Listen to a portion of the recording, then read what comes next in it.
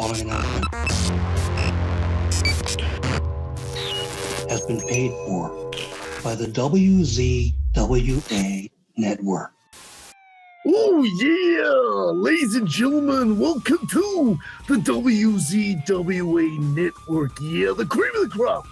Here for our review show. Dig it. Yeah. Of NXT Halloween Havoc. Yeah, I'm your host with the most on the West Coast, the Macho Carl Randy Savage, alongside my esteemed co-host here, Juicy Boy McFly. How are you, Juicy Boy? Actually, Carl, that's the genius Juicy Boy. But I'm doing quite well. It's good to have you here with me, Lanny. I'm sorry I got the jacket mixed up, but yeah. I can't. I know that you have always been loyal to the WWF, Randy. Yeah, Lenny. But then you started getting bored on the microphone with Vince McMahon. So that's it. Yeah. This evening to review NXT 2.0. You got it, Lenny. Yeah. I can't keep this up for the whole thing. The muscles in my face are already sore. And see, this bandana and these glasses came with a Macho Man Randy Savage Ultimate Collection pack. This shirt as well. And you actually can't see through these sunglasses. So I'm going to have to take them off. Otherwise, I won't be able to read my notes. But hey, bro, okay. Halloween Havoc. Look, we've gone to a bit of effort here. I'm freezing my balls off. It's a thin jacket. But okay, no enough clowning around. We thought we'd do something special here for Halloween Havoc. Juicy Boy, thank you for joining me here. Very excited. Going into this, we did miss last week's show, but we did see the previous few weeks before that. How pumped up were you going into Halloween Havoc? Yeah.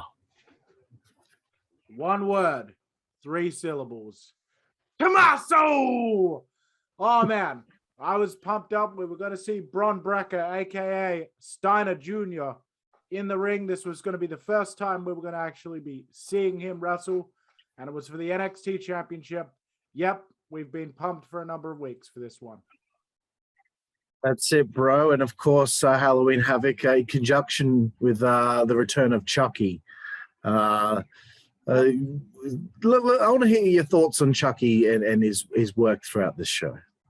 To be honest, I thought it was charming. Like, it was, to me, it had like an endearing, it was just a nice little touch, which I enjoyed. Good to see him get, I'm pretty sure they got Brad Dourif, the original, classic Chucky actor, voice actor, to reprise the role here. I'm not sure if it wasn't him, they did a very, very good approximation of how he did the voice. So I like this. Chucky was peppered throughout the show. Making a few comments on some of the matches.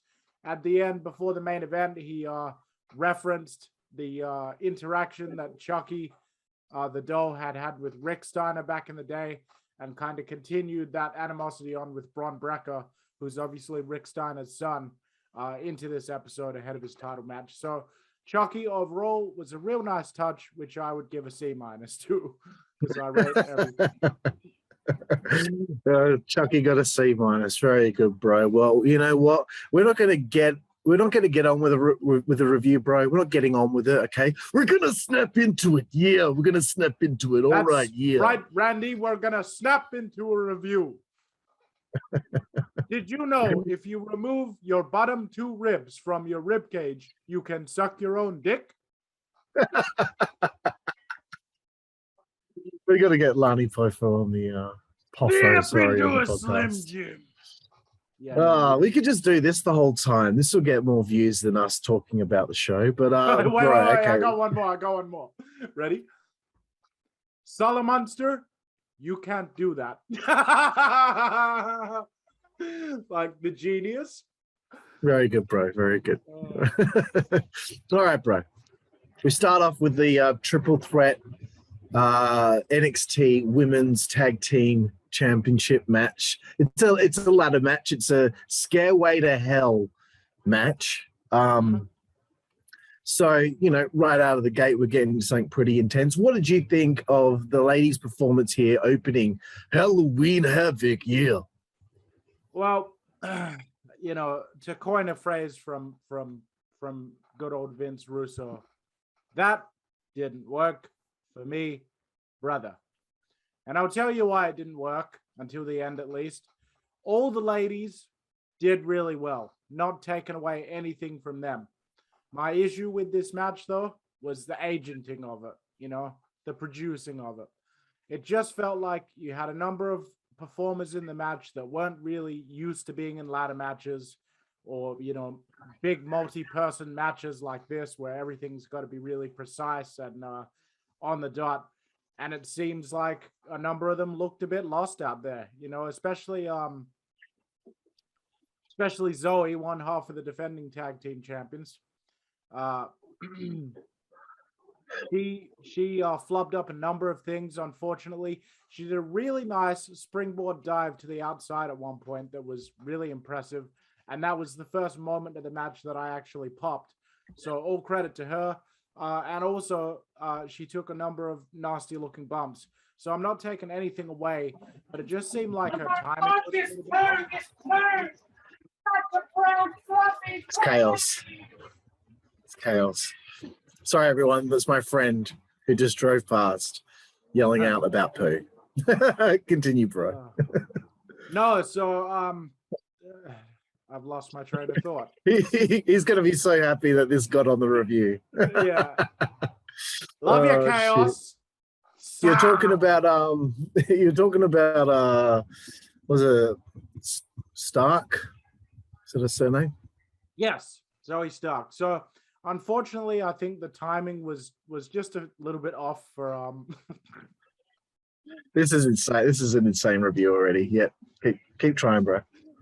No, but unfortunately, our timing was just a bit off for a number of spots that she performed in the match, and I think that comes down to the agenting. So, you know, don't send your hate tweets to me at Juicy Boy, but you know, I think there was a few things that could have been tightened up as far as the overall production of the match, and you know, it did get better in the second half. There were a number of gnarly bumps. Io Shirai took obviously that massive bump off the ladder. Back bumping straight onto another ladder, which was gnarly.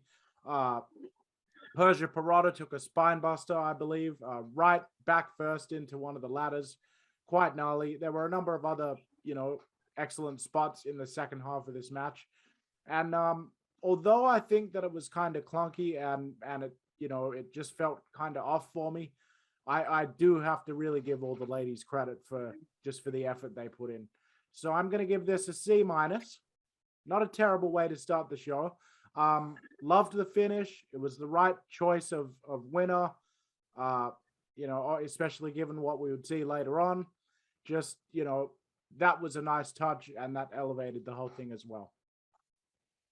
Very good, bro. Very good. You did good considering the distractions there. Speaking of distractions, we were both quite disappointed that Toxic Attraction did not get an entrance going into this, and they were already in the ring. I kind of feel like there had to have been a way where they could have shaved at least, you know, 45 seconds off the show to get all the teams to have an entrance, just because they should have had their entrance, because it's probably one of our favorite things on the show. Know, immediately what comes to mind there, and I don't mean to cut you off, it's to your point. Like, you could, as much as I enjoyed them, you could have shaved some time off of those Trick Williams and Mello Anthony vignettes that we saw. Yeah. I enjoyed them, but you could have shaved a bit of time and given it to the entrances for Toxic Attraction. Yeah. So yeah, I wrote it was off to a bad start. There were probably about 4, maybe 5 botches. I can't recall all of them off the bat here, but it didn't go well at the beginning. So yeah, the dive to the outside off that ladder was pretty awesome. I also really popped for Gigi taking that power bomb, just copying a sick power bomb on that ladder. Just the way that the ladder flung off the ropes afterward was it looked hectic. Yeah. I like the bit where JC was thrown off the ladder onto a ladder, and then Io Shirai did that Asai moonsault onto her. That was awesome. The biggest shame of the match, I think, the biggest botch that was a shame was that botched Phoenix Splash, where she landed on her feet. That really could have been something special, and unfortunately didn't work out that way. Yeah. I'll say this though. Hopefully she tries it again, and she'll nail it next time. You know, it's a good move in the making right there. Yep, and speaking of things that I hope don't happen next time, that Io Shirai's bump hitting that ladder, man, like when that ladder hit the rope and she flung over and slammed into it so ferociously, I thought, wow, I thought she was actually probably really hurt, and Indy Hartwell's reaction was like legitimate. That's how I felt. Maybe it was pre-planned to be like that beforehand, but fuck, man, you can't really practice anything like that, can you?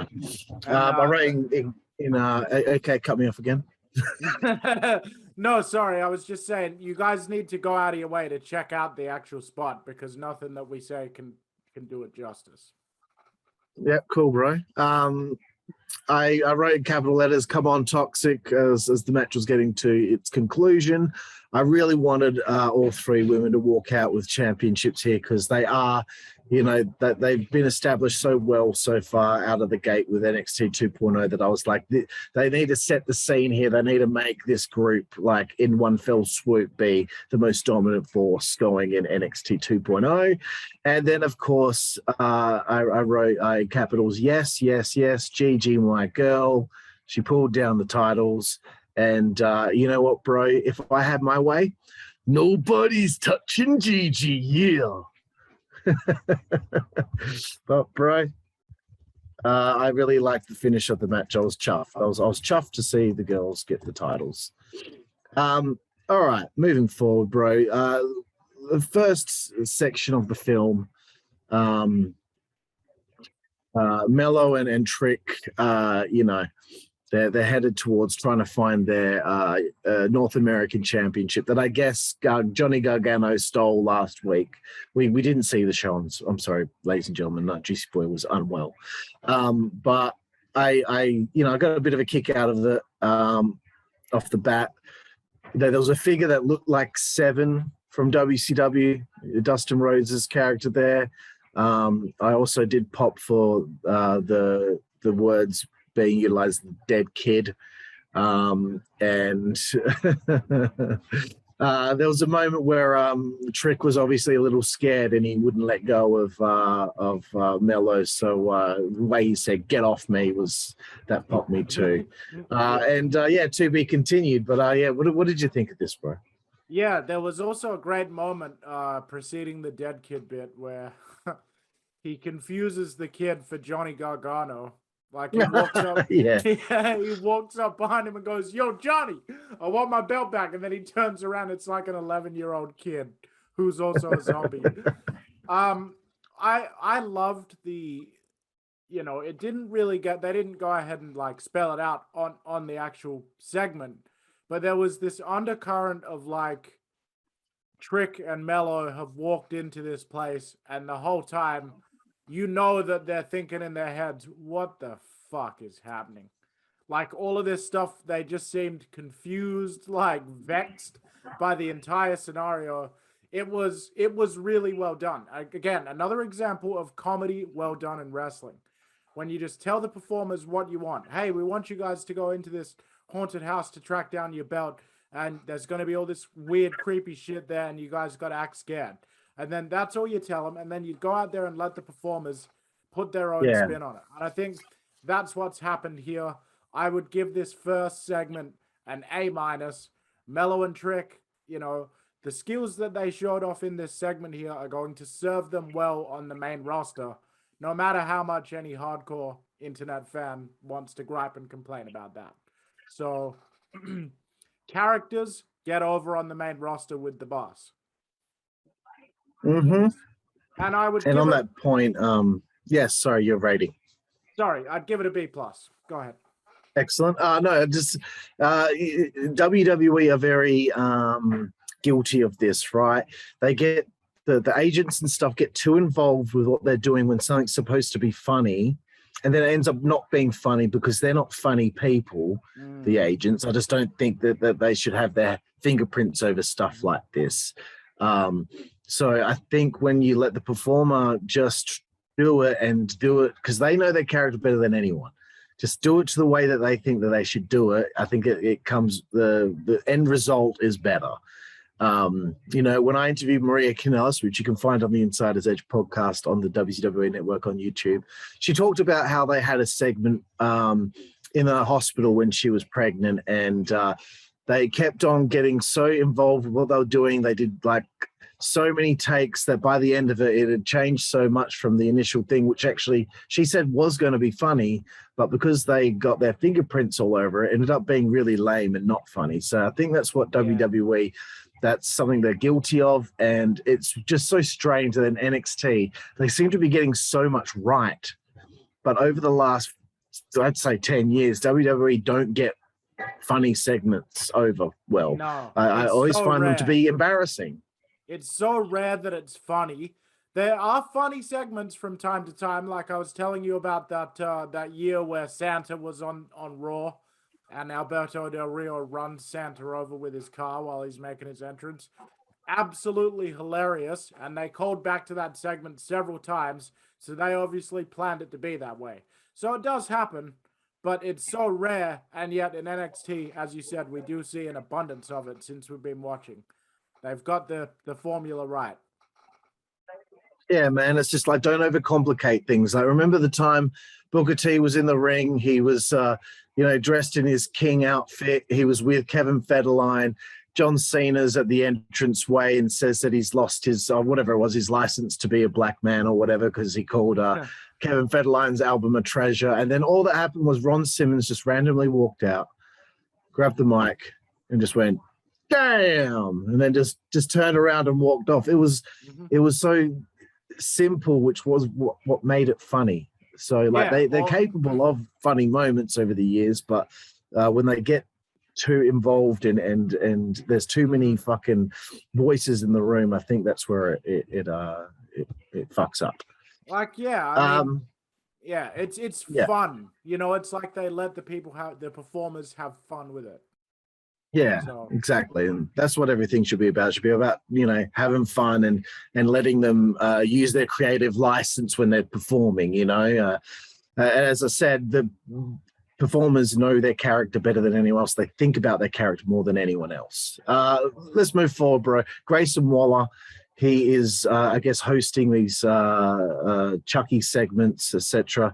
He's talking about Halloween's great for the ladies to, be wearing tiny outfits and such, which, I can't complain with that. But someone who has something to complain about it is Joe Gacy, and he's starting to pop me now every single time. He comes out, interrupts, and we've got ourselves a matchup between Joe Gacy and Malik Blade. And the job counter now. Great, that's right. But let's rewind the tape a little bit, because I feel like the devil is in the details with this segment, right? And it's going to get another DJ recommendation. Go out of your way to watch this. And all right.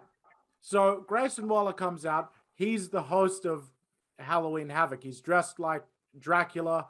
Apparently, LA Knight was supposed to be doing this job, but Grayson Waller said he had travel issues, and now he's doing it. So you clearly knew from what he was saying that he was responsible for LA Knight not being there to do the hosting duty, because he wanted to do it. And then he starts, so he's just being a relentless fuckhead just to set the stage. Then he starts in about how saying, Halloween's all about the skimpy outfits for the ladies, but he used like 10 different synonyms for the word small. Like he goes like small, tiny, minuscule, and he's going on. At that point, Joe Gacy comes out. We laughed immediately when the music hit, because we knew that he was coming out because he had a problem with him talking about the skimpy outfits. So immediately straight away, okay, I'm going to point this out. Here we have an organic situation where this character happens to be doing something which would be perfect for this character to have a problem with. Yeah. And suddenly you've got an angle. You see how that works like that without being contrived? Anyway, I'll move on though without going into another sermon. Gacy goes on to admonish Grayson Waller about the type of language and the sort of sexism that he was displaying. But then we popped again because Gacy then turned away from Grayson Waller and walked down the ramp to the ring, continuing to speak into the microphone. So essentially, he's hijacked the segment. Like we've transitioned seamlessly from a Grayson Waller hosting segment to Joe Gacy having a match against. Yeah, that was funny. He addressed him and he just kept on walking. The way that he just walked away from him, like he didn't, really? like he never thought about him again after that moment. Yeah. And then the icing on the cake. You know, I love it when things get me like pop me in wrestling. The icing on the cake to all this was, now he's hijacked the segment and it's Joe Gacy's segment now. Then the camera pans over and Malik Blade's already standing there. Like, so little is he, so low on the pecking order he is, that he didn't get an entrance. He had to come out in the dark from some other area while this other segment was going on. And you just know that he's going to get smashed. So I said, as soon as we saw him in between chuckles, I said, let's get the Malik Blade job counter ready, and we'll make sure, we'll see if he wrestled last week as well. Malik Blade did not perform last week, so going into this, the job counter was at 2-0, and about 5 minutes, 50 seconds later, it's now at 3-0. So this whole thing was brilliant. I'm going to rate it all as 1, and I'm going to give it an A-. It was tremendous. Excellent, bro. Yeah, no, it was it's like they weren't even trying to be funny, but we found the humor in the whole thing. And that's why it ended up being funny, because it was just the way that it came across. Yeah, nice quick little matchup. And then well, it appears that Nails has been resurrected here as Parker Bordeaux's wearing the jumpsuit. Straight away, the first thing I thought was Nails. And I still can't remember Parker Bordeaux's new name, man, but we're missing. It's Harland, but we're missing something. We're forgetting something, man. We're getting overexcited. Earlier on, during the Joe Gacy versus Malik Blade squash, they cut to like a split screen, and in the second box on the double vision, you saw a surveillance video of the inside of the arena, kind of like the loading dock area, and you saw Harland, the former Parker Bordeaux, walking in that jumpsuit up towards the arena in a very Michael Myers-esque fashion. And you know, very nice touch. It was a really nice touch, but it's only getting an A- instead of an A+, because the commentators had to mention while it was happening that it was very Michael Myers-esque and that Halloween Kills. I should have laid out. Just shut the fuck up. It's simple. Like, just stop. Just let it be. Oh. Well, Gacy gets the win. Obviously, he's helping Harland, is it? Yeah. He's helping him out with whatever his anger issues are. Moving forward, bro, there's a Kaylee Ray promo video vignette. Sexiest accent going in wrestling today, bro. Yeah. Gotta love that Scottish accent. But it was really nicely shot. I like the whole, you know, the idea of her in, you know, one of those rooms where you can just rage and smash shit. Yeah, so no, yeah, that's going to get an A- as well. I hadn't really seen much of her before this vignette, but immediately the second that I heard that voice and saw like some woman just smashing things in a rage, I was like, okay, I'm interested. And that's the key to a good vignette. You know, when we say the voice, it's not just that we think the accent is sexy. I mean, we do, but like the accent as well, the way she talks, it's confident. It's deliberate. she knows what she's saying, and you believe that what she's saying will come to fruition. You know, she's talking about how she hasn't gotten any of the respect or the admiration or, you know, anything that she deserves, and how she's been in the business for a long time. And immediately it was like, okay, this woman comes across as credible, even though I've never seen her have a match. So yeah, I really enjoyed this too. I'm excited to see who, you know, this character, what it's going to be like. Yep, cool, bro. We get our first vignette. Well, then backstage with the Halloween party that's going on.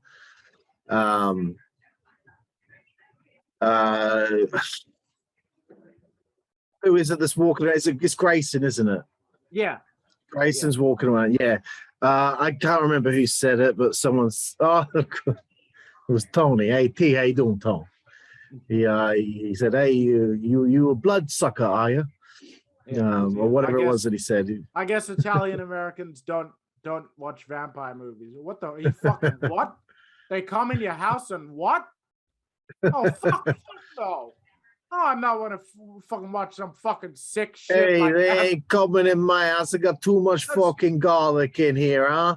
Fucking disgusting. You're gonna come in my house while my fucking daughters sleep and try to fucking suck the blood out of that fucking. You're fucking sick. I liked Waller saying that you know, he doesn't like tricks, but I sure do like a treat. And then in comes Cameron Grimes with whatever it was that he said. You know, the girls were extraterrestrial or whatever. And yeah, I just laugh out of Cameron Grimes, the cold fish that he is. Yeah, it was really brilliant. Grayson Waller was again art imitating life, basically being every douchebag in an Australian nightclub that you've ever met, going around clearly when he's not wanted and trying to interact. He goes around, he interacts with several people. You know, eventually he gets to Tony, who does the bloodsucker line. He walks over to Frankie Monet, who before he even opens his mouth and gets a syllable out, she just goes, "No, go away." And he was like, okay, like awkwardly. And so that was a really nice touch. I wanted to point out, it was hilarious. Grayson Waller's walking out up to these two gorgeous ladies doing his creep thing. As you said, Cameron Grimes comes in. I believe he said, and he was dressed in an astronaut, like a NASA suit. And he said, are we in space? Because we got ourselves a couple of extraterrestrials here. And tried to put his arm around him, but they pulled away and walked away in disgust. To which Grayson Waller then said, "Don't worry, mate, you get him next time." And yeah, so once again, another A- segment, you know, just fun stuff. They didn't try too hard. Like, this wasn't laugh out loud, we're in tears, our ribs are hurting funny. It was amusing. But it was, yeah, it was fun in a satisfying way. Like, where we were like, oh yeah, like, huh, yeah. That's all it needs to be. It doesn't need to be fucking Seinfeld, you know? Keep your fingers That's it, bro. I like that it was kind of like Waller walking through the party like Stifler, like he would do in American Pie. Yeah. Moving forward, bro, Diamond Mine at the entranceway, they throw out an open challenge. Anyone who wants to challenge any member of the Diamond Mine, they all get built up with the promo. And it is accepted by the one and only Odyssey Jones, who I'm becoming a very big fan of. What did you think of this matchup, bro? Oh, loved it. I mean, first of all, Malcolm Bivens as the mouthpiece of the Diamond Mine. God, it is so amazing to see. Like, not only is this a throwback to classic factions of old, it most reminds me of the Varsity Club, if I'm trying to compare it to any older faction. But it's also unique from any faction that we've ever seen. Each component of this faction genuinely has their own like component that they bring to the table. Like, you know, obviously you've got Roderick, who's kind of the figurehead leader, and he's the cruiserweight champ. You've got fucking sorry, refresh my memories on the names again. There's a number of them. You asked the wrong person. I've got a horrible memory with these NXT names. I'm sorry, everyone. Yeah, I'm still getting there. Yeah, I am too. I'm actually going to just quickly type in Diamond Mine here so I can give these guys the proper respect that they deserve. Yeah, it just escapes me, bro. I should have written it All down, right, but righto, here we go. So, as I was saying, the beauty of this faction is that, yeah, each one brings something different to the table. You have Ivy Nile, who's obviously the female member of the group. She brings just that MMA influenced kind of like Shayna Baszler, Layla Hirsch type element to the group. You got the Creed brothers, Julius and Brutus. We saw a couple of weeks ago that Julius Creed is an expert amateur wrestler. We haven't seen much of Brutus Creed yet, but he looks like the big hoss. You've got Hakiman Suzuki, Hideki Suzuki, sorry, aka Hakiman, who's like obviously the Japanese component. And then of course you've got Malcolm Bivens as the street smart mouthpiece. So there's a little bit of everything in this faction, and I love the way that they all kind of treat each other as equals. And I love the matching uniforms, and it's like, okay, these guys really are like like an MMA team. Like they really are like a team of athletes that train together and they're under the same camp. So that's a real nice touch of authenticity. As you said, Odyssey Jones comes out like a house on fire. He seemed pumped up, man. The crowd was digging him. You know, his charisma was coming through the screen because he was excited. He was having fun. He and Roderick Strong had a good little match. Roderick eventually gets the win with what I thought was a very realistic finish. He manages to strike Odyssey Jones, who's obviously physically a lot bigger than he is, with a precise, lethally fast knee to the head. Odyssey Jones sold it as if he had been knocked out. And then Roderick Strong, you know, took him a lot of effort, but he managed to shoot the half on Odyssey Jones, a guy twice his size, and then cover him with a lateral press. Impressive stuff. It was a realistic finish that made Roderick look strong, but also didn't devalue Odyssey Jones at all. I would love to see these two have a rematch on pay-per-view. I'm going to give this match a B-. I think that both of them individually and definitely in a rematch against each other are capable of a lot more. I think we're going to see that. very nice, bro. I don't really have a lot to add. I'm just a big fan of Odyssey Jones. This is the first time I ever saw Roderick Strong wrestle. I wanted to bring this up. It's the simplest thing, but it's something that I've always loved, the clothesline to the outside over the rope. That's something that I really enjoyed, and Odyssey laid a pretty good one in there. But yeah, great match, and yes, I'm huge on Odyssey Jones. Moving forward, Imperium have an interview backstage in German. What did you think? This was a nice touch as well. A lot of people, you know, don't like reading subtitles because they're losers, but the touch of allowing them to speak in their natural tongue, not only is it going to draw some heel heat, you know, in the classic foreign heel way, but it also allows them to speak more organically and more naturally and be more comfortable with what they're saying and therefore more authentic. And the subtitles as well, also just are something different that you don't see very often. So there's three elements of this that I really loved. I'd give it a B+. Very good. And the only note I wrote was that selfishly, I just wrote, bring in Alex Wright to manage them. Cheers. They don't need him, but if only, it's like, I'd love Tony to have little Guido with him, but, that's just being greedy again. It can't hurt, though. It would just be, awesome. Yeah. We go back to the party, bro. Tony manages to get booked for Lashing Out next week. I don't know why he wants to be on there so badly, but hopefully this leads somewhere. Let's actually also give credit just for the fact that they strung that out over several weeks and they didn't just blow it off after 1 week. Like the first week he approached her, wanted to be on there. She pretty much rejected him. And then, that's now been three weeks ago now. And now he's finally been given a guest spot on next week's Lashing Out. I like that. Even if it's a very seemingly insignificant thing at the moment, it's so good to see storylines not being rushed. Boom. He's now now we're excited about what he's going to do on the guest spot because they built it up. That's it. Instead of just doing it, they built up to doing it. And there's, of course, a table spot here and the ridiculous moment of Mr. Wallace saying best party ever, best Halloween party ever, and everyone cheers, whilst there's a guy in an Elvis outfit completely fucking knocked out on the floor. He was Again. also, if you noticed, like as everyone was cheering, he was also like twitching, like convulsing and going like, and he was also going like, oh. like in an Elvis voice, like ridiculous.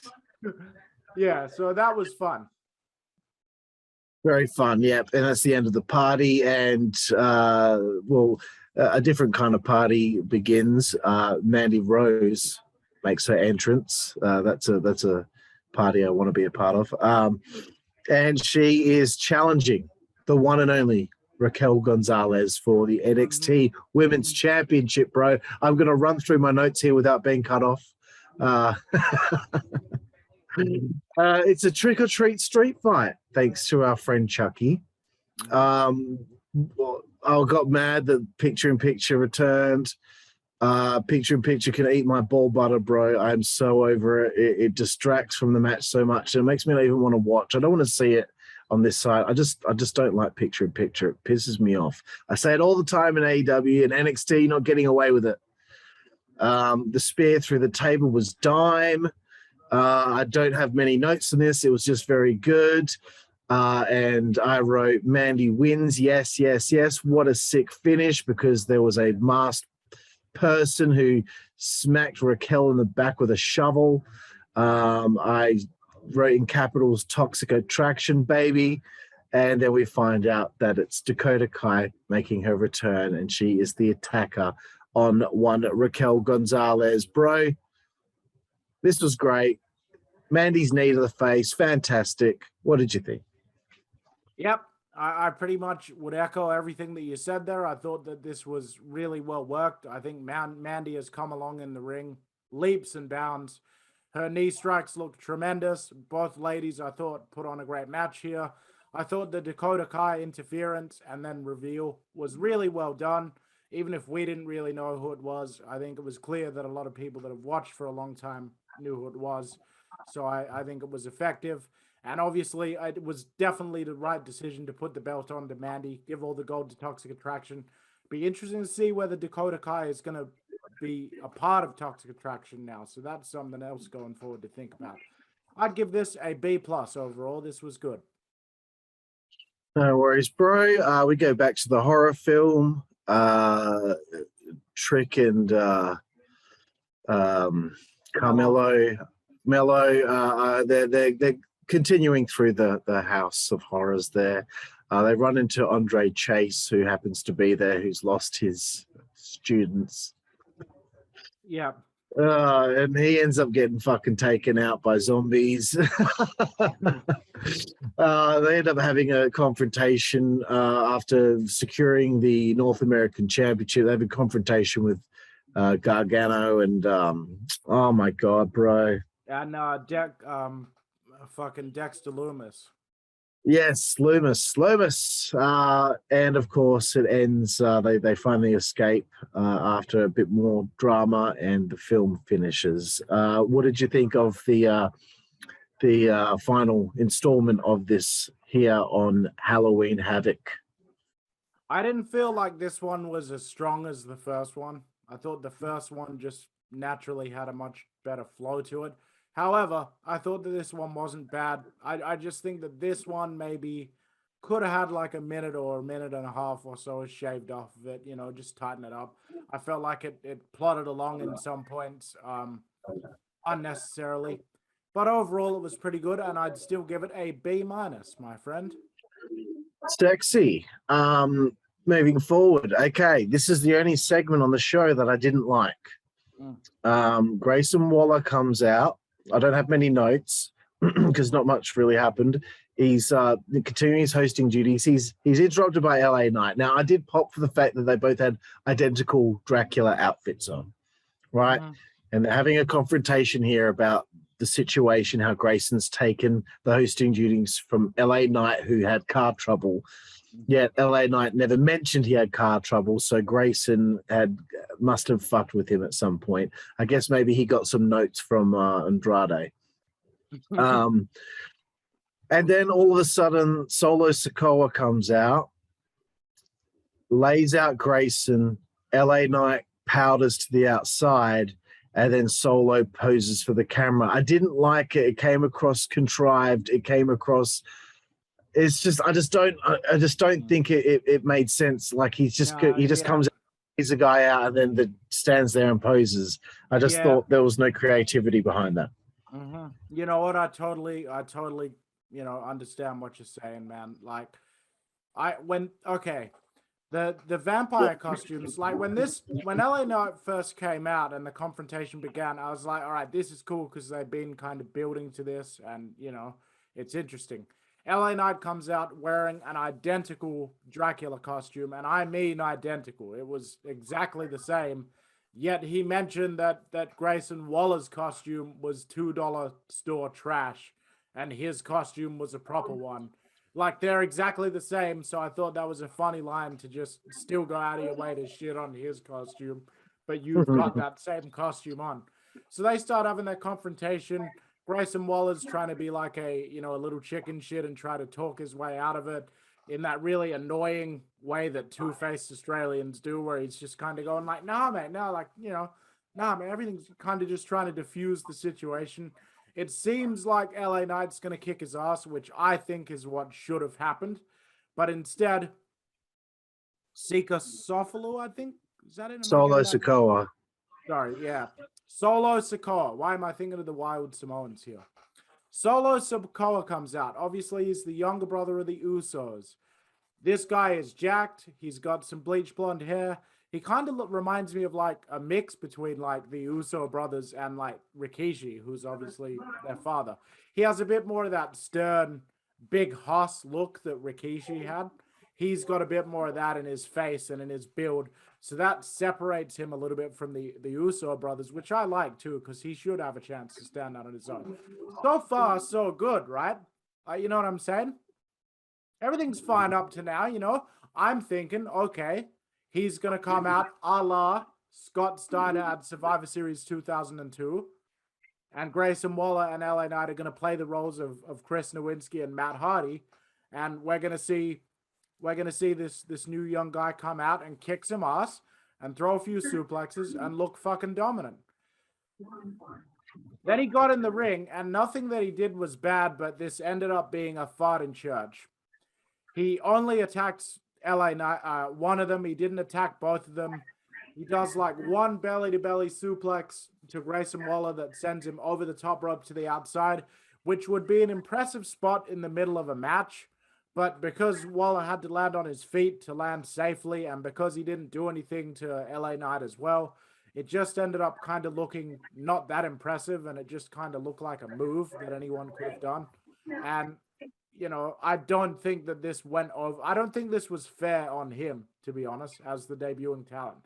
They should have had him come in there and absolutely fucking wreck those two guys. And then get in the camera and be like, yeah, and fucking really like make a statement. Instead, it just seemed like they shoehorned him at the end of this issue between LA Knight and Grayson Waller because they couldn't think of what else to do for him. Unfortunately, nothing against any of the talents involved. I'm going to have to give this a D-. It just was poor booking. Yeah, I thought it was just lazy. Nice little nod to Chucky's previous appearance in pro wrestling when he's backstage with Bron as he's getting ready for the main event. I like that. Not really a lot to add there. But we get to the NXT World Tag Team Championship match. MSK taking on Imperium. Bro, take it away. Dude, I'm a fan of both teams, especially Imperium. Again, I've been using that word throughout this review so far, and I'm proud to use it again. Authentic. They come across authentic. It's that much easier to buy into it. It makes their performances more entertaining to watch. That is why people always say you need to let these people put more of their own personalities in, because that is the key to what's been missing from the product. And it wasn't missing in this match because both of these teams seem to know who they are. They've got, definitive identities. They aren't being fucked around, given some stupid gimmick to try to pull off. They were just able to go out there and wrestle and have a good match for the tag titles. But, you know, I felt like both teams showed off some charisma as well. Imperium has that kind of stoic kind of charisma, like that sort of presence that like a Vladimir Kozlov or like a Finley or a Regal would have, where they're in there and you just know that they'll rip you apart limb from limb if that's what they have to do to get the pay purse for this match. So you really get that vibe from them, but it's with a modern twist. You know, they're in premium condition. They're modern athletes. You can tell that they just take tremendous care of themselves. You know, they're tremendously good athletes as well as being great in the ring. So, of course, without it even being said, this lent itself to what I thought was a great NXT tag title match. Unfortunately, our old nemesis picture-in-picture reared its ugly head, and about 2/3 of this match it felt like was cut off by picture-in-picture. And, you know, a match that I was really excited about and interested in, unfortunately, you know, my enjoyment of that was diminished because of this fucking picture-in-picture. So what a shame. I'm going to have to give it a B+ instead of an A- because the picture-in-picture basically took me out of that whole chunk of the match.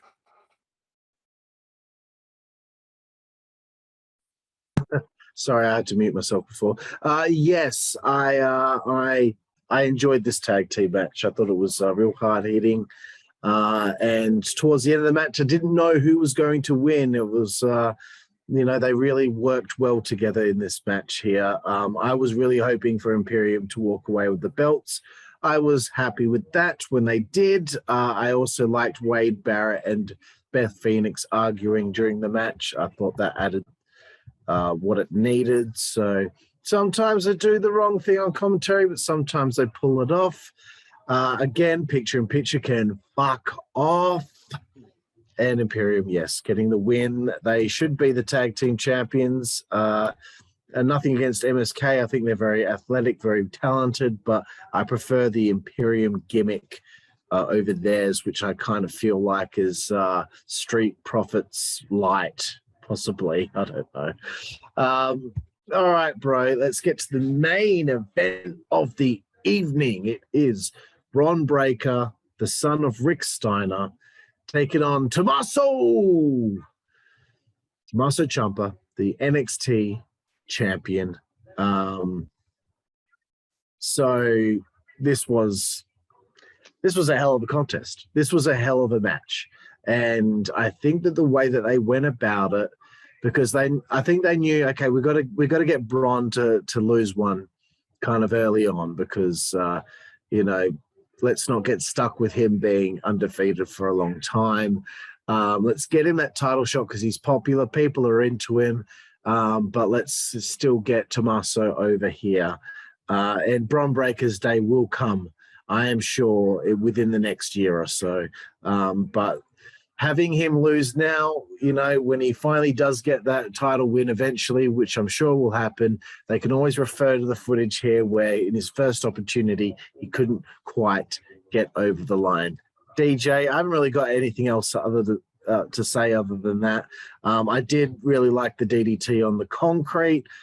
He was bleeding. The selling was great. Yes, there was a botch at one stage, but the way that Tommaso was able to cover up for that and the way that Bron was able to go along with him made it seem like it wasn't a big deal. So, bro, the floor is yours. What did you think of the main event here of Halloween Havoc? I mean, the first thing that I noticed was Bron Brekker. He's obviously got that Steiner charisma, as we've been talking about. He comes out, he's looking in tremendous shape. The match begins. Tommaso entered in a nice Kratos cosplay. Obviously, Kratos, the main character from God of War. You know, he had a pretty good likeness of Kratos, and it was a nice touch. The match begins. The first thing I noticed was Bron Brekker's footwork. Clearly, the guy is just a tremendous athlete. He just moved through the ring gracefully, like with a grace that belied a person of his size. Just his, like, you know, when Tommaso would drop down and he'd have to jump over and just running the ropes and stuff, his footwork was just immaculate. Then we started seeing more of the power get peppered in. And, it's like, oh boy, this is what I wanted to see, a bit of Steiner brand, like, a bit of power here. And so we saw that, and he manhandled Tommaso a bit. Unfortunately, Tommaso was eventually able to gain the upper hand because Bron Brekker is young and new, and he made a mistake. And I love the fact that it was credible every time Tommaso was in control, because he would always capitalize on a mistake or like some overzealousness of Bron Brekker that would allow him to be like, oh, I remember this strategy that I've learned, and just go into command. By the time we got to the end of the match, as you said, Tommaso eventually sort of established firm control and was getting heat on Bron Brekker. I felt like he did a good job of getting the sympathy of the audience. The audience was behind him. So even when he's playing the babyface underdog, even when he's on the defensive, I think that that's a good sign that fans can still get sympathy with him. So he's the underdog. Tommaso's making himself look really good, as well as this new kid. Tommaso peels up the ringside mats to expose the concrete. It looks like they're going to go for like a suplex or a pile driver or a power bomb, something of that nature on the concrete. Tommaso ends up countering whatever the attempted move was going to be into a nice standard regular DDT, which Bron Brekker didn't spike or do a big roll or a flip to. He just fucking landed face first, flattened out, and popped his head back up in pain. Just like the DDT was intended to be used. And because it was executed on concrete, it looked 20 times more impactful than a regular DDT. And this was a way to keep these guys safe and not have them have to do a big back bump on the concrete. It also served the purpose of realistically allowing Bron Brekker to lose a match this early on. He'd been so injured by that DDT on straight concrete that it's no surprise that after two of Tommaso's finishes, he eventually wasn't able to kick back out. And I think that this match was perfectly done. All credit to Tommaso for leading him through it. All credit to Bron Brekker for carrying his part. He's going to be a star. I just know he'll be WWE champion, like, for sure. Unless some horrible thing happens, like an injury or something, God forbid. But, he's a star in the making. Tommaso is kind of a star maker. You can tell that he was a ring general, and he did brilliantly as well. And I'm giving this an A-. It was a tremendous main event, and I was satisfied after having looked forward to it for so long. Very good, bro. Yes, and just to add, I really did enjoy Bron bringing out a lot of those Steiner Brothers moves, the Frankensteiner, and of course the double underhook powerbomb. All awesome stuff. And yeah, the whole time I was thinking, man, I can't wait to possibly see Bron take on Brock one day. Bron versus Brock would be a match that I would fucking pay money, hard-earned money to see. All right, bro. Well, like that was a fantastic match. Did you give you a rating? For the entire show, I am going to give. For the match, did you give it for the match? Yeah, no, I gave it an A-. Yeah. Okay, cool, bro. And your rating out of 10 for the show? My final rating for this week's episode, Halloween Havoc, is going to be an 8.5. I was really impressed. After a long day, you get home sometimes when you have to do these reviews and we think, oh, fuck, we got to sit through a wrestling show. It was so nice that we were able to sit down and have a laugh and actually kick back and enjoy this after a long day. So I consider that a great episode. Yep, I'm in agreement, bro. I will probably give that an 8 out of 10. Probably my favorite episode of NXT so far, I guess, because it was a special. There were some big title matches. There were 3 title changes, and Bron was just this close to making it 4. So I really enjoyed it. I thought for something that could be appealing to kids, but also appealing to adults, this is a perfect show for it because you have that humor with the film, which I'm sure kids would get a kick out of. But at the same time, it's it's not lame funny where it's just for kids. It's also funny enough so adults can find it funny too. So I think they really hit it out of the park with this episode. So pretty happy with that, bro. We are coming to the end now here of the review, Juicy Boy. Please, once again, tell everyone where they can find you. I am on Twitter at Juicy Boy, YouTube at Juicy Boy, Twitch at Juicy Boy. Help me get to affiliate. Facebook, Juicy Boy. Instagram, Juicy_boy. And as always, I'm always hanging around with these douchebags from the WZWA Network. And just in case you had trouble spelling that, that's JOOSEYBOY, Juicy Boy. I'll see you on social media, folks. Yep, thanks, bro. And for everyone out there, you can find me on Twitter, at Karlifornia WZWA. That's KARLIFORNIA WZ.